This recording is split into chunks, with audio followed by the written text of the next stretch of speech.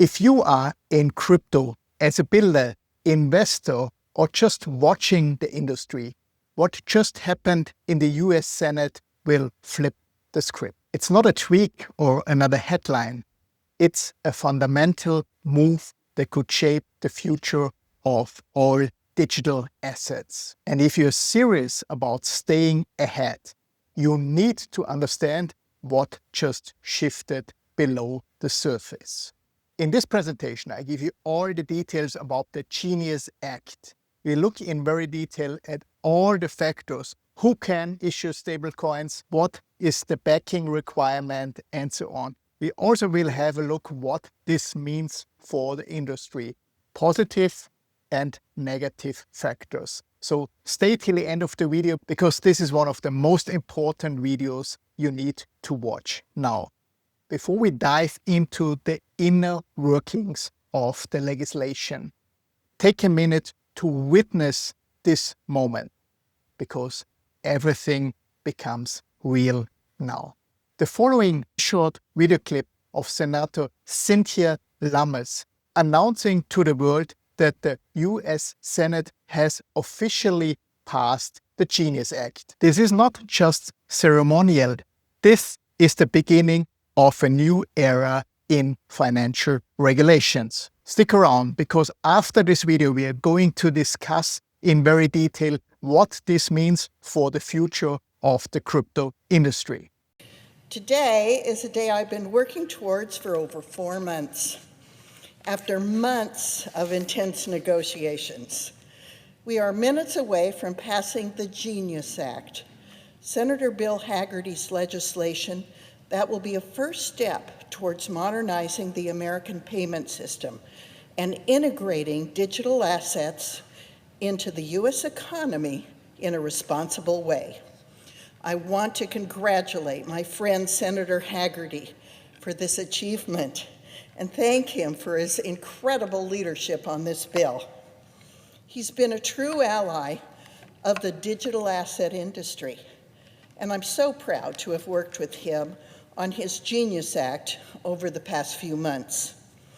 Since 2017, Wyoming has been on the forefront of digital asset policy, long before it was popular or politically expedient. In Wyoming, we recognized early on what the rest of the country is beginning to understand, that digital assets are a force for good, and that you can have both responsible innovation and consumer protection side by side. And now let's go straight to the source. In this 4-minute TV interview, you will hear directly from Senator Bill Haggerty, one of the architects behind this bill. He's not offering vague promises. He's walking the public through the logic, the strategy, and the intention of this legislation. Watch closely, because finally, after this second video, we will unpack every layer, from legal structure to long-term market effects. How did this even come about, and what does this actually do for folks who don't know? It's actually born from a great deal of frustration. We started working on the bill in earnest back in the fall. But we've watched what's happened with the absence of any type of regulatory framework here in America. And what we see is this type of innovative technology moving offshore. The last thing I want to see is that. I don't want to see innovation leaving America. It's all happening here right now. But what we saw was a lack of regulatory framework, which means a lack of certainty. And if you're using enforcement actions from the SEC, which was what has been happening for the past 4 years, to regulate the markets, it creates massive amounts of uncertainty. This will fix it. So, but in terms of just understanding how this bill works and what it does, what is it? It basically establishes a legal and regulatory framework to issue stablecoins here in America. Stablecoin is stable, meaning it's backed by a certain currency. In this case, it's tied to the U.S. dollar, but also it's backed either by cash or by short-term U.S. Treasury securities, so it's entirely safe.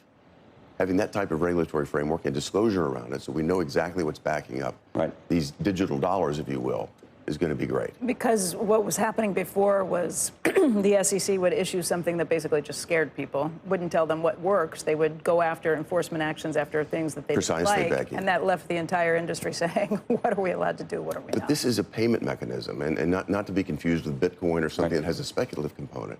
This puts us into a digital payment framework. To understand why this bill matters, you need to understand how the regulation is structured at the moment. And believe it or not, many people still don't grasp what stablecoins actually are, or why they become such an important point for the global crypto infrastructure. To break it down in very simple terms, what are stablecoins? So stablecoins are simply cryptocurrencies pegged to assets like the US dollar. This could also be a digital euro, but the US dollar is mainly used for stablecoins at the moment. The biggest market caps are USDT and USDC, and these are US-backed stablecoins. So it's simply a digital dollar. It's used for trading, storing value, and payments. The current market cap is approximately 250 billion, all stablecoins together. And it was introduced basically in 2014, and it has grown significantly since this period. Okay, now here is where things are getting real. Not everybody gets to issue stablecoins anymore. The bar has been raised, and that has massive implications for startups, banks, and other DeFi projects. Let's jump into this overview to get the most important points first. We see this groundbreaking legislation now. We have passed the bill with bipartisan support, 66-22 on June the 17th, and we have established the first comprehensive federal regulatory framework for the stablecoins, addressing long-standing needs for clarity in this industry. Now we're diving much deeper. These are all details out of the stablecoin bill that I have prepared for you in a nice, understandable structure. Who can issue stablecoins according to the new stablecoin bill, the Genius Act? In the first part, we need to look at the issuance, at the qualifications, and at the reserve. The first group who can issue stablecoins are the banks. Banks and financial institutions with deposit insurances can issue stablecoins. The second group is federal qualified issuers, organizations that meet federal qualifications standards for stablecoin issuing. And the third group is state qualified issuers, entities that have obtained qualifications at the state level to issue stablecoins. Only a permitted payment stablecoin issuer may legally issue stablecoins under the Genius Act. But qualifying to issue stablecoins isn't just about structure. It's about credibility, history, and leadership. The new standard is clear. Only serious, vetted players can participate in this next phase of digital finance. This is why we need to look at the qualifications. What qualifications are actually required from new stablecoin issuers? The factors are, first, ability to meet reserve requirements. The second one is no previous felony offenses. And thirdly, we have competence, experience, and integrity of officers. Now, issuing coins is one thing. Backing them is another one. The question is, what's actually behind your stablecoin? Because under this law, anything less than 4 transparent reserves is off the table. What are the reserve requirements?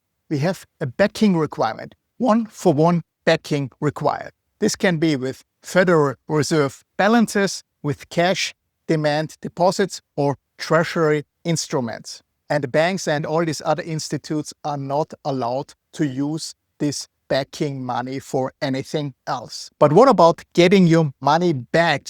Redemption is where truth lives or dies. And now, it's regulated. What happens next might surprise you.